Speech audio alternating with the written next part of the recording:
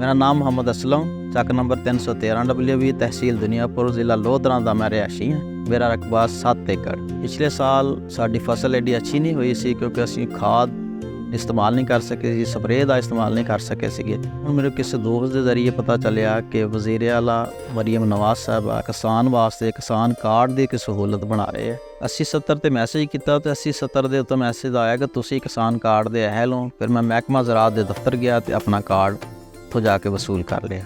ਹੁਣ ਮੈਂ ਆਪਣੀ ਜ਼ਰੂਰਤ ਲਈ ਖਾਦ, ਬੀਜ, ਜ਼ਰਈ ਅਦਵਿਆ, ਜਿਹੜੀ ਵੀ ਚੀਜ਼ ਦੀ ਮੈਨੂੰ ਜ਼ਰੂਰਤ ਹੈ ਉਹ ਮੈਂ ਜਾ ਕੇ ਬਾਸਾਨੀ ਖਰੀਦ ਸਕਦਾ ਬਦਰੀਆ ਕਿਸਾਨ ਕਾਰਡ। ਮੈਂ ਸ਼ੁਕਰੀਆ ਅਦਾ ਕਰਦਾ ਵਜ਼ੀਰ ਆਲਾ ਪੰਜਾਬ ਮਰੀਮ ਨਵਾਜ਼ ਸਾਹਿਬ ਦਾ, ਉਹਨਾਂ ਨੇ ਗਰੀਬ ਕਿਸਾਨਾਂ ਲਈ ਇਹ ਅੱਛੀ ਸਕੀਮ ਬਣਾਈ ਕਿਸਾਨ ਕਾਰਡ ਦੇ ਜ਼ਰੀਏ, ਜਿਹੜੀਆਂ ਅਸੀਂ ਚੀਜ਼ਾਂ ਲੈ ਰਹੇ ਹਾਂ। ਤੇ ਅਸੀਂ ਦੁਆ ਗੋ ਹਾਂ ਕਿ ਅੱਲਾਹ ਤਾਲਾ ਉਹਨਾਂ ਨੂੰ ਮਜ਼ੀਦ ਤਰੱਕੀ ਦੇਵੇ ਤਾਂ ਕਿ ਆਉਣ ਵਾਲੇ ਟਾਈਮ 'ਚ ਇਸ ਤਰ੍ਹਾਂ ਦੀਆਂ ਗਰੀਬ ਕਿਸਾਨਾਂ ਵਾਸਤੇ ਉਹ ਮਜ਼ੀਦ ਸਕੀਮਾਂ ਲੈ ਕੇ ਆਉਣ। किसान खुशहाल, पंजाब खुशहाल।